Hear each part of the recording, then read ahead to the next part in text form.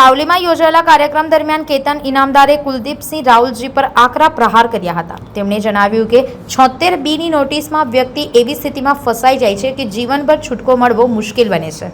કેતન ઇનામદારે વધુમાં કહ્યું કે તેઓ 2027ની ચૂંટણી નહીં લડે અને પોતે કે તેમના પરિવારનો કોઈ પણ સભ્ય ડેરીની ચૂંટણીમાં ઉમેદવારી નહીં નોંધાવે. તેમને કટાક્ષ કરતા કહ્યું કે મીણબત્તીનું આયુષ્ય ખબર પડી જાય એટલે નિશાન લેવાનું રહેતું નથી અને હવે મીણબત્તી લગભગ ઓલવાઈ રહી છે. સાથે જ તેમણે જણાવ્યું કે 2009 થી 2026 સુધી તેમને ડિરેક્ટર રહ્યા અને હવે લોકોને તક આપવાનો સમય આવી ગયો છે.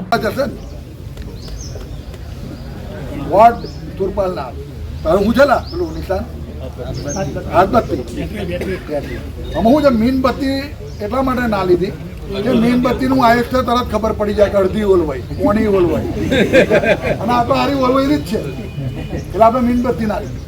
એ કહે છે ને 2009 થી છું 26 થયા મીણબત્તી ઓલવે જઈ હા 2009 થી છું 26 થયા.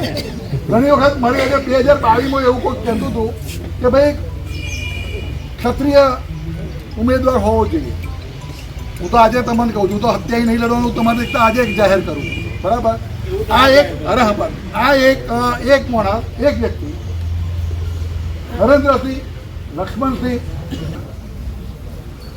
26 કેટલા વર્ષ થયા ભાઈ 17 વર્ષ થયા. મારે એટલું કહેવું છે કે 2009 થી 2026 સુધી 17 વર્ષ થયા. હવે સમાજના કોકને તો આગળ આવો તો લબર મૂછ્યો છે. 17 વર્ષ સુધી પેટ નહીં ભરાતું.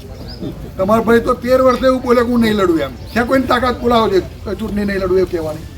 હું આજે તમને કહું કે મારે ચૂંટણીને હારજીતની કોઈ મતલબ નહીં, મને ધારાસભ્ય પદનું મહત્વ નહીં. હું ધારાસભ્ય ના હોઉં ને તોય તમારા દિલમાં કાયમ રહેવાનું. ધારાસભ્ય પદ કાયમ મારે જોતું નથી અને કોઈનું કાયમી કોઈ પદ છે નહીં. કોઈ પદ કાયમી કોઈનું નથી રહેતું, મારું નહીં કોઈનું નહીં.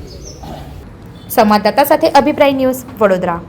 આવા જ વધુ સમાચારો જોવા માટે સબસ્ક્રાઇબ કરો અમારી YouTube ચેનલને અને જોડાયેલા રહો Facebook, Instagram અને Twitter પર.